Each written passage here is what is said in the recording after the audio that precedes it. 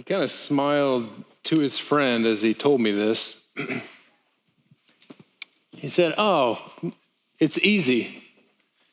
You take a sheet or a shirt, a blanket, and you breathe in. And then when you do that, you just tie it around here.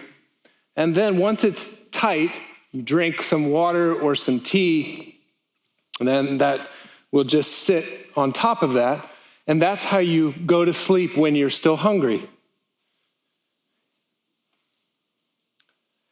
That's one of many strange things that I heard during our time in Uganda that made me think about what we need as humans, and that we don't all experience that need in the same way. They had asked me if I have ever been hungry. It's just me and two of them. Musumba Nathan, have you even been hungry? Yeah, I've been hungry. I'm not hungry. Did he say I'm hungry right now?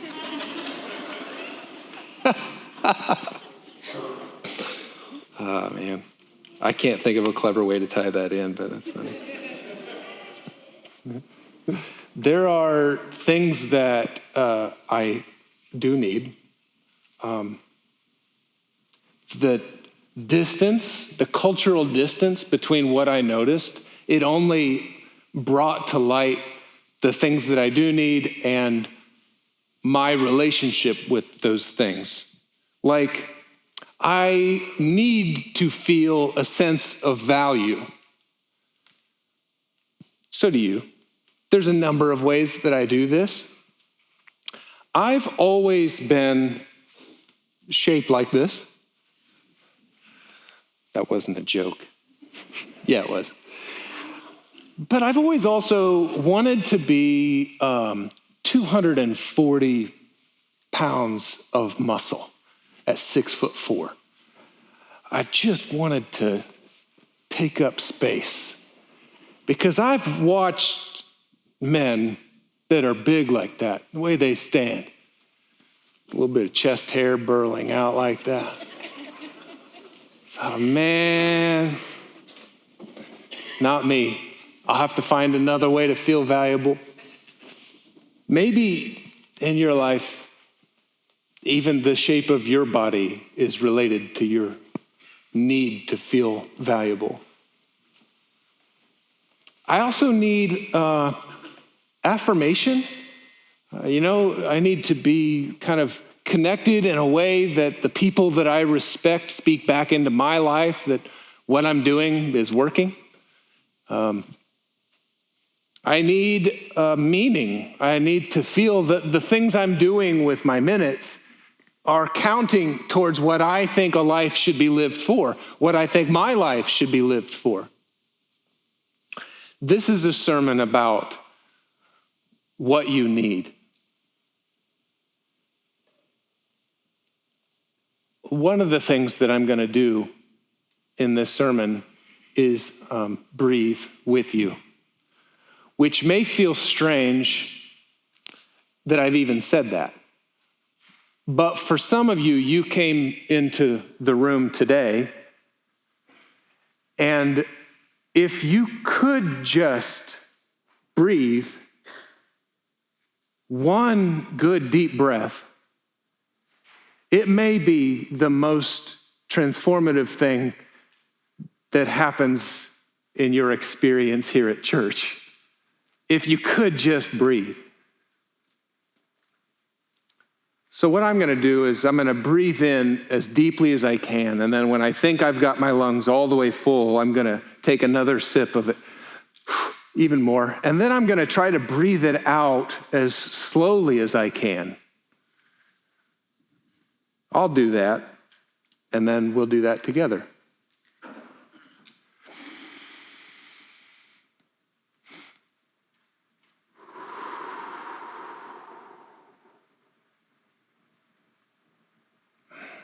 Would you like to breathe with me?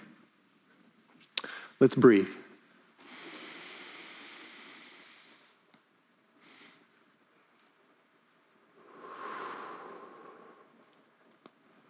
My favorite part of that exercise is that even those of you who were defiant were still breathing. So I win. Do you know what you need? I should define what I mean by need, actually. I don't mean a Porsche 911. I mean a resource required for wholeness or health that you can't provide to yourself. Some resource, it can be anything. A resource, we've already talked about, it could be anything from food to affirmation. A resource that you need for health and wholeness that you can't provide to yourself. And people have tried to create frameworks and lists and things. You've all heard of Maslow's hierarchy, which really does not hold up well. It's not very well supported. I think we only remember this list because it's a triangle, and it's easy to remember triangle things. But there's all kinds of people who have kind of shot holes in that one. I read a book by Erwin McManus a long, long time ago. I don't think I'm recommending the book because it's been too long since I read it. Maybe it's good. I was young. I don't know. He listed 3 kinds of human need, one, and they called them cravings. A craving for intimacy, which is to love and be loved. A craving for destiny, which is some sort of a calling or purpose on my life. And a craving for meaning, that I would understand what is true and right and how the world is designed. There are many more. You may know of some that I haven't listed, probably because I only listed 2. But I don't think needs are in a list. I don't think needs in your life feel like a list. I think they feel like that story. They feel like you're in a city surrounded by stuff you've got to defeat, stuff that you need to overcome. I think it feels more like an ocean, vast, so that maybe I haven't seen areas of it, and deep, so that even if I dig down, there's something under it, and fluid, so that it sometimes is even hard to totally get my hands on what I need. There's a few things I've learned about needs over the years. The first one is your needs exist regardless of your awareness of them. You don't need to know that you have a need in order to have that need. In my life, I've discovered needs that I have, not because I saw them, but because I saw what happened when I wasn't meeting them. I saw the way that the festering of that need, before I even knew I had it, had kind of rotted at something. And then I felt the place that hurt, and I traced that back. Oh, I have this need. So your needs exist regardless of your awareness of them. Your needs are also, they're not flaws, not in the way that we're talking about them today. They're not flaws, they are designed dependencies. You weren't created to be needless.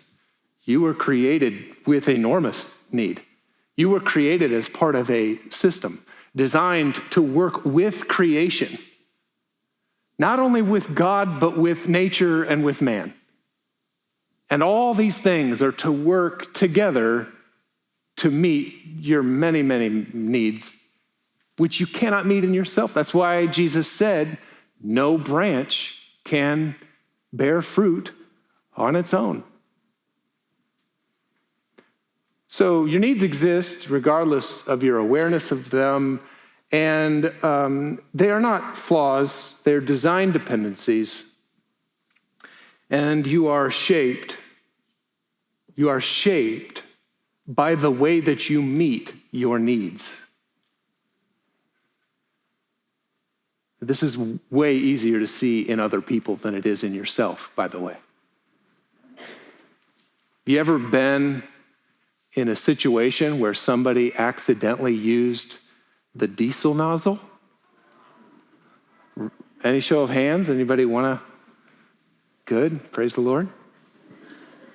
What has to happen? Technically, it's fuel. Oh, we have a massive problem. Just because you're connected and there's something flowing in, it doesn't mean that it's going to help. But you will be shaped by the way that you meet your needs. When we attach ourselves to the wrong things and those things flow into our lives, they do stuff. It's not a zero, it's a something. Many of us experience unnecessary levels of anxiety because of the way we have met our needs. Unnecessary perpetuated fear because of the way that we've chosen to meet our needs, or the way that other people have chosen to offer things to us to meet our needs. We experience a sort of chaos, weights of responsibility that really don't belong to us, but we feel them because we have this need and we have decided to meet the need in this way, and when we did that, it caused this. Do you know what you need? Or let me give it to you in a better question. What does the city feel like right now? What kind of armies are outside the gates when you wake up in the morning? Or let me give it to you like this. What does the ocean of your need look like? I want to pivot the whole conversation away from us and let's look at Jesus for a moment. But before we do that, would you like to breathe? Let's breathe.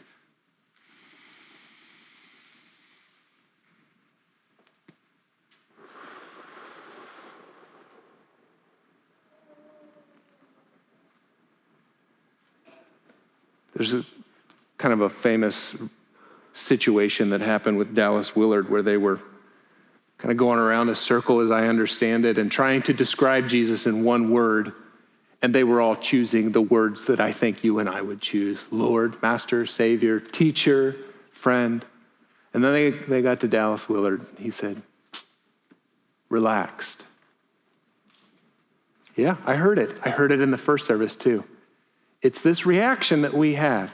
Whenever I have heard that situation shared, there's always a response of,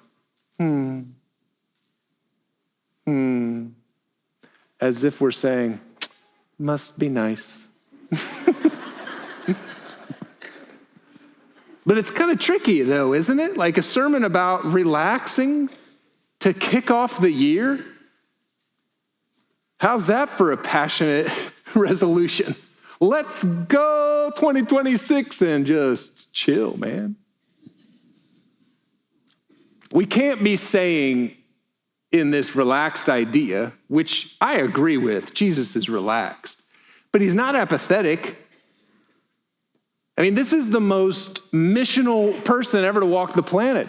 He said himself that he came to seek and to save, that he came to give life, to call sinners to repentance, to testify to the truth, to fulfill the law. And so if we were going to talk about how Jesus was relaxed, it can't be synonymous with disengagement. So he was relaxed about what? A unique beauty of the Christian life is relaxed engagement, relaxed intensity. And we see this in Jesus's life. We see him on a boat with his friends in a storm, and the storm is bad enough that they are not relaxed. They are losing it. And finally they come to him with both the fear of the storm and the anger and confusion at him, saying, "What are you doing?" Because he's napping, guys. How's that for relaxed? He's walking through a crowd. People are banging up against him. He has immense influence in this crowd. He has every reason to go to a prominent place and to stand and gather around. We're going to have a big old church service. But the dude is so chill that he feels one weak woman touch his cloak and pauses just for her. That's relaxed. Or he's out doing what he does, and he gets word that his friend, which we learn he loves, is dying, which we learn he can fix.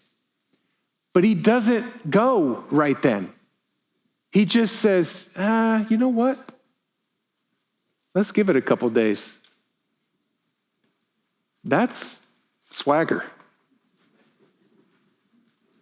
He said that his yoke is easy, his burden is light. At the peak of a PR moment when he could capitalize on all this attention, our relaxed Jesus retreats up onto a hill by himself and he prays. But Jesus is no more relaxed in his mission than you could be in yours if you had what he has. So what does he have, and how do you get it? Well, he described himself as a vine. He said, I am the vine, and you are the branches, which means you need something to flow into you. He says this to his disciples just after they have left the upper room. And when they were in the upper room, he said, peace I give to you. My peace I give to you. Now he knew what they were getting ready to encounter. He knew where things were headed that very night. And he knew they needed peace. And he flowed it into them. He flowed in things just like a vine would to a branch, so that they would have what they needed for something they didn't even know they needed. He said, I'm the true vine. I'm the true vine. That's the first thing that he said, which means that there are other vines. Otherwise, you would just open by saying, I am the vine. But he said, I am the true vine, which means there are other vines. Set that aside for just a second. There's something else. Why did he even say that?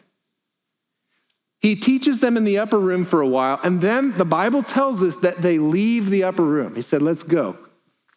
They leave, and the next scene or the setting that we have them in is the garden. So they're moving from the upper room to the garden, and somewhere in between, he just kind of out of nowhere says, I'm the true vine. Well, interestingly, geographically, between the upper room and the garden, they would, on that path, have had to walk right past the front of the temple. And the temple had these 4 giant pillars, and above the pillars was a massive golden vine. And that vine was ancient in its meaning. It was representative of the nation of Israel. And it had leaves and clusters. And if you gave a large donation to the temple, you could get a leaf put up on there. If you gave enough, they'd even put your name on it. And if you gave even more, they would put a cluster up on there and they would put your name on it. The clusters were as big as a person. And so here is Jesus walking from the upper room to the garden, and he walks past this and he looks at it and says, I'm the true vine. As if he's saying, you're asking your nation to do things for you that only I can do. And in this pivot, Jesus begins to explain to them that you will be offered resources you must not consume. There is another offering of a resource in your life. And one of them will give you nothing, almost worse, it will give you something. Only the vine of Jesus will give you life. I've always struggled to apply this. It's not like I don't understand it. I understand it, that I need stuff in my life, we talked about that I can get some of that from other places, but depending on where I get it from, it causes me pain. But I'm not totally sure, like on Monday morning when I'm starting my day and I'm on my way at 7:55, oh, you are my vine. I don't know what to do with that. But I think actually if we set it up as two different concepts here, that out of one vine is flowing the stuff that you actually need. Out of one vine is flowing Christ-like stuff. And out of other vines is flowing other stuff. Then that means that if we are getting the stuff from this vine, we need to shift over and get the stuff from the other vine. We need to shift out of, I don't need the stuff out of this vine in order to meet my needs. I need the stuff out of the other vine. So I came up with a kind of a concept. I think it would make a good book. I need to shift like my soul. I need a shift of the soul. I was gonna call it soul shift. We have 4 of them. 4 shifts of the soul. Pretty clever. It's pretty clever if I don't say so myself. One of them, number 1, shifting from busyness to fruitfulness. Busyness to fruitfulness. Some of you hate the rest of this sermon already. Busyness to fruitfulness. Before I even enter, would you like to breathe? Yeah, you would. You would. Trust me, you do want to breathe right now. All right, ready?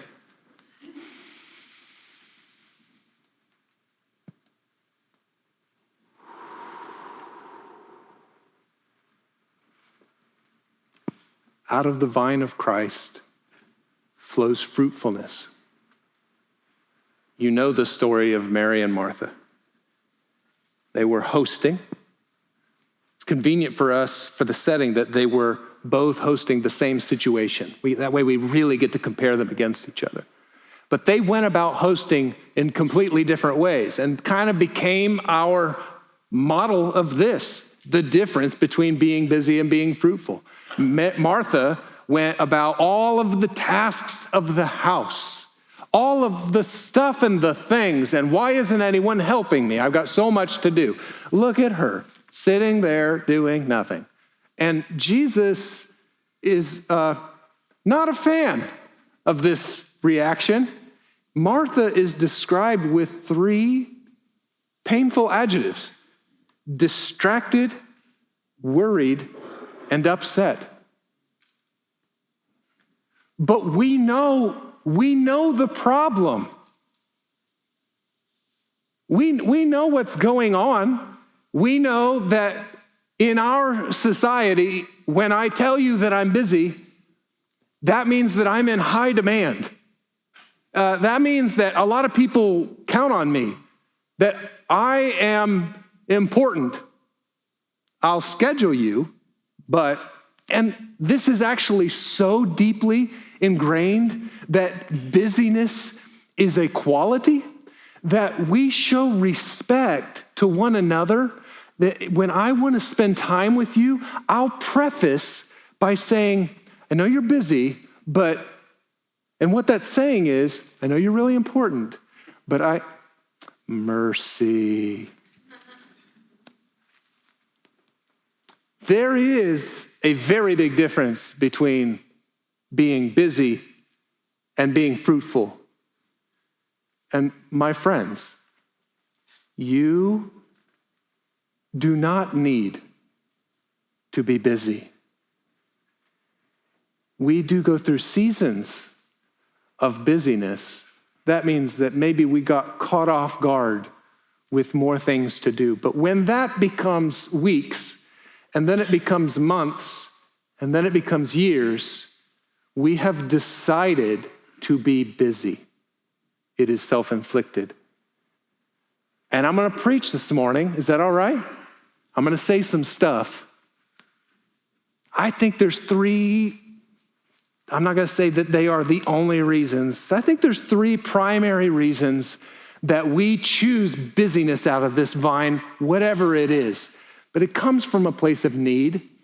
The first reason that we choose to drink from a vine that gives us busyness is busyness creates noise. And if there's noise, I don't have to deal with some of the painful things in my life. And I don't have to encounter some of the thoughts and reflections that I tend to have when it's quiet.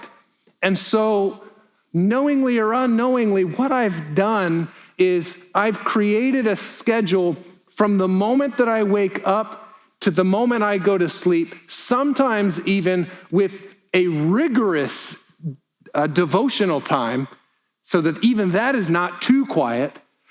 This way, I am active enough that I don't have to engage with the things that are actually stirring deep down inside me. That's one of the ways that noise helps. Another one is that this world is clamoring for your attention. And so if you lost to that battle, you are used to noise now. And so the idea of quiet creates a little bit of a sense of panic. And if that's the case, I would encourage you to find a park bench, and just a park bench. And what do we call that? What do we call it when we're trying to detox? I think we need to detox on a park bench sometimes. So noise. The second one is merit. That if I were to do enough, that would create a list of accomplishments, and the people that I need to respect me, anyone from my parents to my coworkers to anyone, would look at me, and I've been so busy that I've done all this, and they would say, wow, you're more special to me now. In our dreams, that's what we're hoping will happen. And so merit becomes a driver that we drink from this busyness vine. And the third one, I think, is codependence.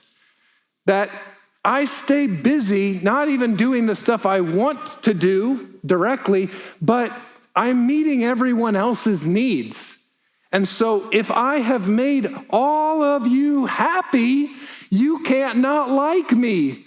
In the process, I have no time, and my hair is falling out, and I can't breathe. But at least everyone likes me, because how can you not? Two questions. Why am I busy?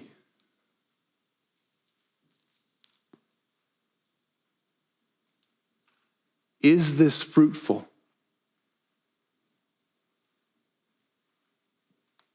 Very quickly on the other side, I come from a camp that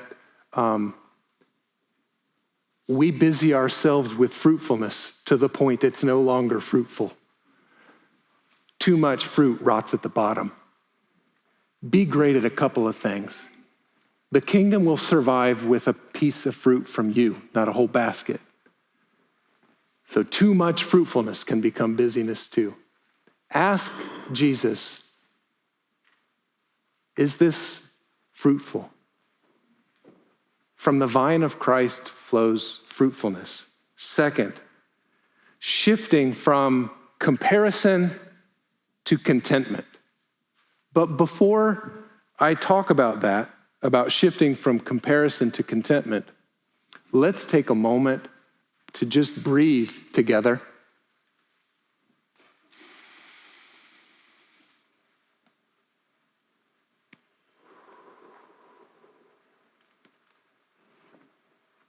From the vine of Christ flows contentment into your life. We've been lied to about comparison since the beginning. God created the earth and gave us every single thing that we needed. It was the most idyllic moment of contentment possible, and Satan lied and somehow convinced us that we were missing something. And we compared what we had against what we didn't have. And that's been repeated ever since. Cain comparing himself to Abel. Jacob comparing himself to Esau. The elder brother comparing himself to the younger brother. And the wrong vine in your life is going to say, I'm so close. If I just had that, just that one. Contentment comes from an old Latin word that originally just meant container. But then, over the course of time, as words do, it shifted and became two things. It then began to be when the contents match the container. That's contentment. When the contents match the container. To be content is to be the right level of full. You have now everything that Jesus needs for you to have in order to do what he's asked you to do. And if he's going to ask you to do something else, he will again match the contents in the container. But you've got everything you need for now. One of the most influential people in my life and stepped in at a key moment for my wife and I is Pastor Bob Van Cise. He's in ministry for 40 plus years. And recently, a little while back, had a stroke. And I got to catch up with him and sit down, and I just asked him about where they are in life now and how he's doing and how's your health. And he said, I wouldn't choose to have a stroke again, but I'm sure glad I was in the hospital. There's a lot of hurting people in there. That is what it sounds like. That's what contentment sounds like. You don't think he wanted youth? I mean, I remember running up and down the basketball court with this same guy when he was in his 60s. Of course he wanted youth. You don't think that he wanted to be able to get up and walk around and breathe fine and feel level on his feet? Of course he did. But those contents don't match his container. He is just saying, the place where I am now, I want it all to line up. If Jesus wanted me to do something else, he would have given me something else. He's given me what I need for now. And what I need now is to love hurting people in a hospital. And it sounds bizarre.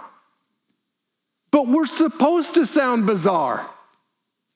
We're supposed to sound crazy because we're happy with whatever we have. The contented person asks, what is the least that I need? Lord, thank you for what I have. Another pivot. Reaction to reflection. Reaction to reflection. But before I talk about that, would you like to breathe?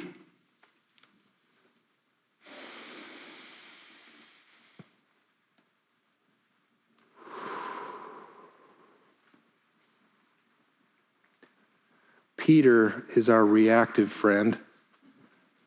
He responded to this situation in the Garden of Gethsemane just after being told that the peace would be with him. My peace I will give to you. I'm the vine, you remain in me. First opportunity, cut your ear off. Boy, that's pretty reactive. I liked the moment in Nehemiah at the beginning when Nehemiah comes before the king and he's scared to even show the king that his face is sad because of what's happened to the city. The king sees it anyway and says, what do you need? And it says that I prayed to the Lord of heaven and answered him. Now, of course, it makes no sense to say that in this moment, he turned and went over into his prayer closet and prayed, telling the king, hey, hold on just a second. This is just a moment. You just picture the king says to him, what do you need? And he just goes, whew. Ladies and gentlemen, if that's all we did, if all we did was just as just the slightest pivot away from reaction, you do not need to react. You don't need to be the expert. You don't need to know everything about what they know everything about. It's okay to just say, well, you make a point, can I sit on that? And that's it. Somehow, large swaths of Christian folks have come to believe that it's okay to win battles that lose wars. And we react in ways that just cut it off, proving some sort of power, strength, competence, intellect. React to everything, reflect on nothing, change no one. And I think that if we're reacting in a way that damages or severs a relationship that could have continued, we're very hard pressed to say that that came out of the vine of Christ. Because what I see in Christ is that at his greatest moment of reaction, he chose to die. And his final miracle before he did that was to undo a reactive man's damage, to take the ear and put it back on and say, what we are here to do is not done like this. Why do we react? If reaction becomes the pivot for you and you think, you know what, that's it. I have to stop. Maybe it's your anger in a moment. For most, I think it's a really clever Facebook post. Just don't send it. That's about it. That's about it. Reflect. Jesus, reflection is the vine of Christ. It is self-awareness and it is humility. In the moment when you think, I must react to this, breathe like Nehemiah and just step out of the power seat, give it to the Holy Spirit and say, Spirit, lead me. Lead me.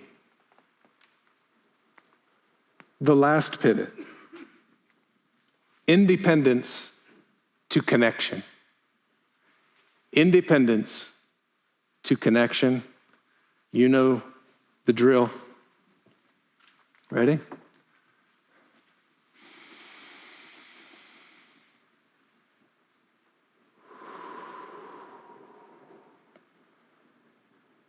If you try that on your way to work, on your way home, before bed, breathe in much deeper than you think you can, and breathe out at half the speed that you breathed in. You can pray while you do it. Just breathing helps. From the vine of Christ flows connection. God created, it's good, created, it's good, created, it's good. And then he said something's not good. It's not good for man to be alone. And Moses, what a leader. What a leader. Yeah, he came to his father-in-law, and father-in-law says, you're trying to do this alone. It's not good for man to be alone. You need to delegate. You need to connect. Ruth and Naomi give us some of our most powerful lines of connection. Where you go, I will go. You need people. You may not be told that.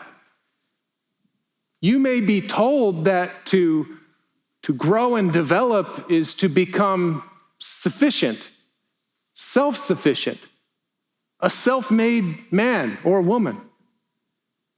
We feel this when we hit about 20, 22, that we know that we are dependent on other people all the way up until we get to this age where we move out and we have to do like the real adult stuff. And we need to figure out, I can't keep asking for rides, I need to get my own car. I can't keep doing that, I've got to take care of myself. I can't ask this question. I think AI is going to make it worse. I don't have to ask anybody anything. I can ask AI, and now I don't need to. I think it would be a good discipline that if you need to know something, don't ask AI, even though AI will answer it better than the person who's going to have. I don't know why I even said that. I cut my legs out from under me. Independence is a deadly idol. The vine of independence says that if you are strong, you can stand on your own. That if you are capable, you can handle it yourself. What are you going asking other people for? And because I'm a man, I'm going to call out the men. I think it's not a coincidence that our favorite line of connection comes from two women. What I would love to hear a man say to me, where you go, I will go. Isn't that great? Here's the reality. We don't know what we're doing. We don't know how to connect. In a time of need, we may go out in the tool shed and cry. I don't want them to see my tears.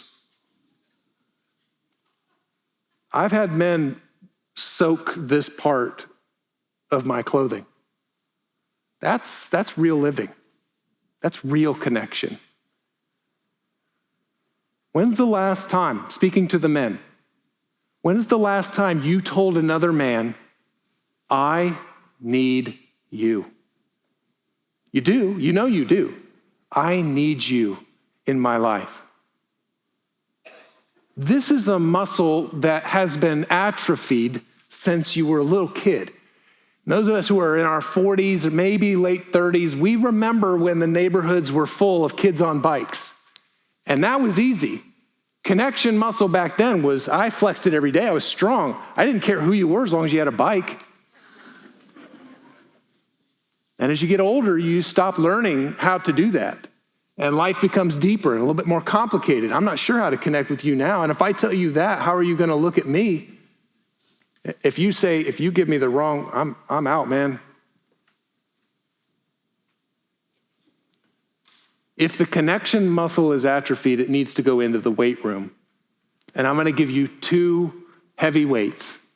These are 2 heavy weights that you can lift in your life. They are the 2 most important things that will ever be said about you, and you'll never hear them. The first one is something that you say yourself, and it's the eulogy. We wait until you're dead to say how much we love you. Why? That is the stupidest. Why are we doing this? We say the greatest things about people we love the moment they can't hear us. So the first, get in the weight room and connect with people because you need people, because you need to connect with people over more than the Colts and the Cubs. You need to connect. Go into the weight room and eulogize someone to their face with eye contact. You matter to me. Do you know that you are one of the most solid and consistent people in my life? I love you for that. I need you. And you're going to think, that makes my knees shake. So does lifting weights. That's lifting weights. The second thing, you won't hear a eulogy, and in your life, you will not hear helpful candor. Helpful candor. The people who love you the most know the most truth about you and are scared to death to tell you because they don't want to hurt your feelings. And so the people that we love, we hate that we watch them walk right over a cliff. We've got to stop. Develop connections with the people in your life so that you can look them in the eyes and say, hey, if you really love me, can I trust you not to cheerlead me right off the edge of a cliff? Sounds crazy, but it's not. Is there something that I'm doing? Do you see a pattern developing in my life? Do you see something? My children are at a fragile age, and I've never done this before, and you're mostly done. Is there something I'm doing now? You have to invite that. You have to invite candor. You speak the eulogy, you ask for the candor. This is a weightlifting connection. The connecting person asks, are my relationships meaningful? Friend, I need you. Now, I've listed 4. I gave you 4. And you might be thinking, dude, appreciate the attempt. You gave me 4. I needed 40. Because my life right now is surrounded. If I'm going to be honest, if I'm introspective and I think about the things that I need, I feel overwhelmed. My city is surrounded with an army of needs. And every morning I wake up and I am faced again with these needs. Yeah, maybe I'm doing some of this and I need to do some of that, but we got to put the thing in scale. Jesus is all the scale that you need. One day at a time. And if you are overwhelmed, Elisha said, open his eyes to see what's back here. When you are overwhelmed with the army, ask Jesus to meet a need, live in that need, and then just sing. You are a branch that can make no fruit. So just sing. I am weak. I am weak, but thou art strong. Keep me, Jesus, from all wrong. And I'll be satisfied as long as I walk. Let me walk close to thee. You know that song? You want to sing it? Just a closer walk with thee. Grant it, Jesus, this my plea. Daily walking close to thee. Let it be, dear Lord, let it be.